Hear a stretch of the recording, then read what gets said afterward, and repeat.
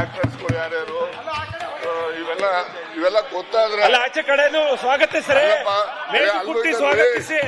ನಿಮ್ಮಲ್ಲಿ 48 ಜನರದು ಪೆನ್ ಡ್ರೈವ್ಗಳು ಇದಾವೆ. ಇಲ್ಲಿಯವರು ಇದ್ದಾರೆ, ಅಲ್ಲಿಯವರು ಇದ್ದಾರೆ. ರಾಜ್ಯ ಮಟ್ಟದಲ್ಲ, ರಾಷ್ಟ್ರ ಮಟ್ಟದಲ್ಲಿ ಇರ್ತಕ್ಕಂಥ ಎಲ್ಲ ಪಕ್ಷದ ಮುಖಂಡರು ಕೂಡ ಇದಾವೆ. ಅದರಿಂದ ಇದೊಂದು ಪಿಡುಗು. ಇದು ಸುಮ್ಮನೆ ಯಾರೋ ಒಬ್ರು ಮಾಡಿದ್ರೆ ಎಲ್ರಿಗೂ ಕೂಡ ಅನ್ವಯ ಆಗೋ ರೀತಿಯಲ್ಲಿ ಅದನ್ನ ಆರೋಪ ಮಾಡ್ತಕ್ಕಂಥದ್ದು ನಿಲ್ಲಬೇಕು. ಜನರುಗಳಿಗೆ ಏನು ಸಾರ್ವಜನಿಕ ಜೀವನದಲ್ಲಿ ಇರ್ತಕ್ಕಂಥವ್ರಿಗೆ ಹೊರಗಡೆ ಗೌರವ ಬರಬೇಕು. ಆ ರೀತಿ ಆಗಬೇಕು ಅಂತಕ್ಕಂಥ ಉದ್ದೇಶದಿಂದ ನಾನು ಗೃಹ ಮಂತ್ರಿಗಳಿಗೆ ಒತ್ತಾಯ ಮಾಡ್ತಕ್ಕಂಥದ್ದು. ನಾನು ಲಿಖಿತ ಕಂಪ್ಲೇಂಟ್ ಅನ್ನು ಕೊಡ್ತೇನೆ. ಅದ್ರ ಮೇಲೆ ಅವರು ಸೂಕ್ತವಾಗಿ ತನಿಖೆ ಮಾಡಿಸಿ ಯಾರೆಲ್ಲ ಇದ್ದಾರೆ, ಅವ್ರು ಯಾರೇ ಇರಲಿ, ಅದು ಎಲ್ಲವನ್ನೂ ಕೂಡ ಸಾರ್ವಜನಿಕರಿಗೆ ಬಹಿರಂಗ ಆಗಬೇಕು. ಸುಮ್ಮನೆ ಪಾಪ ಈ ರೇವಣ್ಣವರು ಅವ್ರದ್ದು ಅವರ ಇನ್ನೊಂದು ಕುಟುಂಬದ್ದು ಇವೆಲ್ಲ ಬರ್ತವೆ. ಈಗ ನನ್ನ ಮೇಲೂ ಕೂಡ ಅಟೆಂಪ್ಟ್ ಮಾಡಿದ್ದಾರೆ ಅಂತಕ್ಕಂಥದ್ದಕ್ಕೆ ಪುರಾವೆಗಳನ್ನು ಇಟ್ಕೊಂಡಿದ್ದೀನಿ ನಾನು.